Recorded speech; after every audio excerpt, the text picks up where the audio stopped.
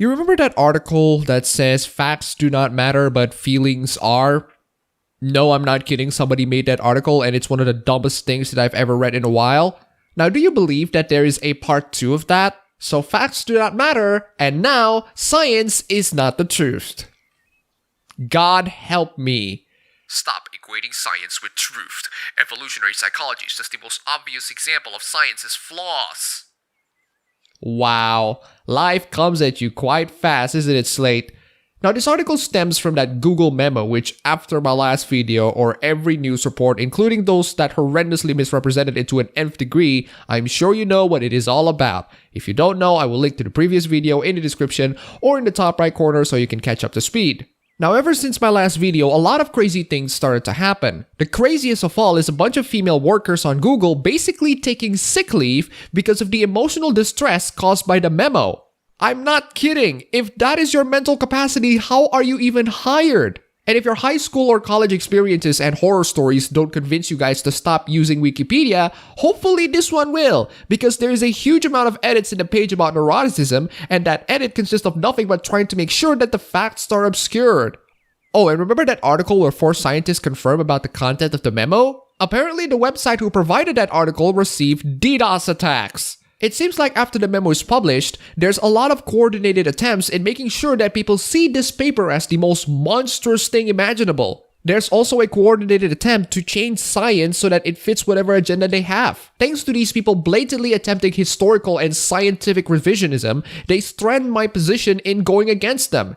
They have 2 objectives here: hide the truth, which they did a really bad job at, and spread propaganda, which they also did a really bad job at, because people can look at the documents themselves and see that it's not problematic at all. Anyway, let's get back to the propaganda article.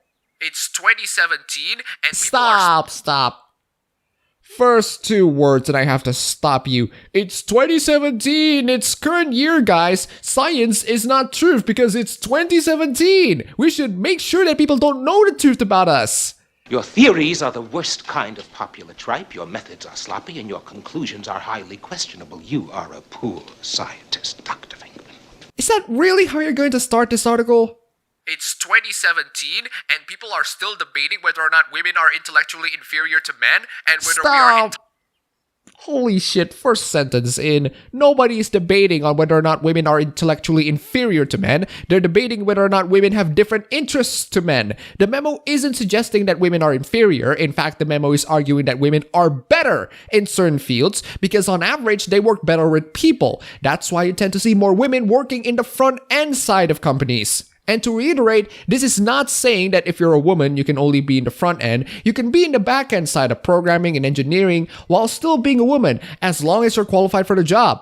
It's just that on average, they prefer to work with people. I know this is a hard concept for you, but knowing that some of you attempt to revision the Wikipedia page, you know very well that you're in the wrong and you try to bend reality into your goddamn will. It's 2017 and people are still debating whether or not women are intellectually inferior to men and whether we are entitled to a workplace that isn't toxic to people simply based on their gender and sex? No, you're not. You're not entitled to a place that isn't toxic because you're so overly sensitive that this harmless memo is toxic to you. What you consider as toxic is harmless to everybody. The right place for you is taking that sick leave or a mental institution. The Google employee memo about the apparent harms of diversity policies in Silicon Valley is both a shocking news story for the general public and for many women and gender minorities, especially of color, working in science, technology, engineering, mathematics, and medicine, a banal sign of normalcy. Screw you. That's all I can say. Screw you. You're going to use non-white people and trample all of them so that you can push whatever agenda you have. As someone who is studying in science, as someone who is studying in technology, as someone who is studying in computers, I am not letting you go this time or any time you're going to pull this off. And again, you consider this harmless memo to be harmful against people. No, it's not. If you think that it is, you are paranoid and delusional. Why is Google and any of these Silicon Valley companies accepting these mentally unstable people?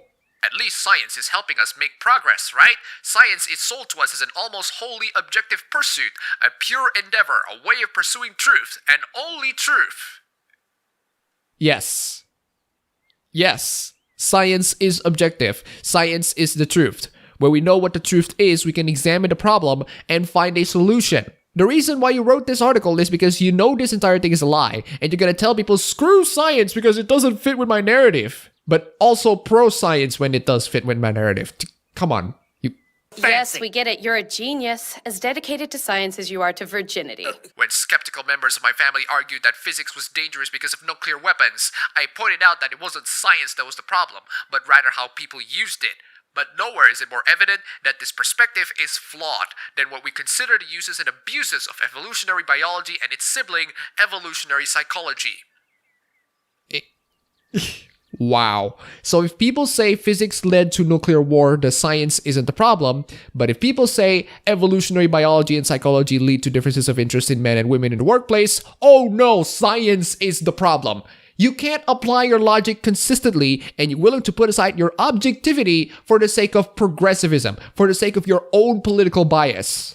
It was argued to me this week that the Google memo failed to constitute hostile behavior because it cited peer-reviewed articles that suggest women have different brains. The well-known scientist who made this comment to me is both a woman and someone who knows quite well that peer-reviewed and correct are not interchangeable terms. This brings us to the question that many have grappled with this week. It's 2017, and to some extent, scientific literature still supports patriarchal view that ranks a man's intellect above a woman's.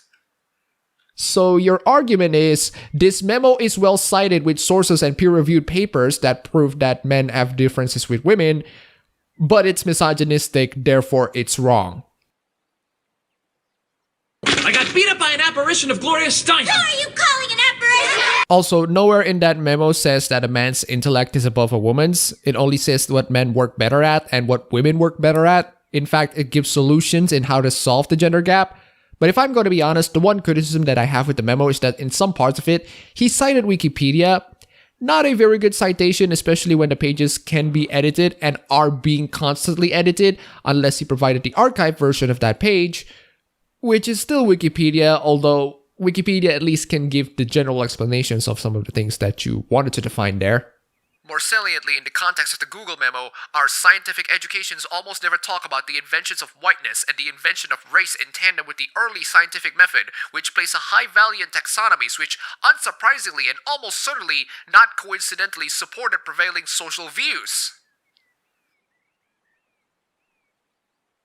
Do you have any books written by black people? You know, I'm starting to think more and more that the Ghost Stories English dub is an ancient prophecy.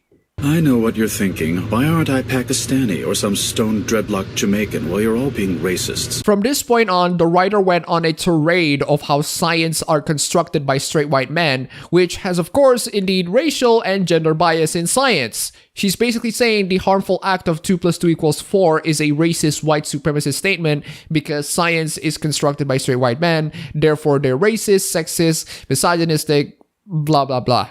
Enough of us have heard a man, sometimes the president of our college, sometimes our research advisor, express the view that women's brains just work differently and aren't suited for technical skills the way men's are. You know, as a scientist yourself, and yes, the writer of this is a scientist, which is freaking horrendous, please do provide evidence that suggests that men and women are no different and that the interests of them in the workplaces are basically the same.